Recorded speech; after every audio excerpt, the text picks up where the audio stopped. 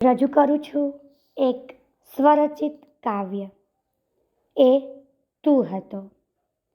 જગાડીને જતો રહ્યો એ તું હતો કે મારો વહેમ?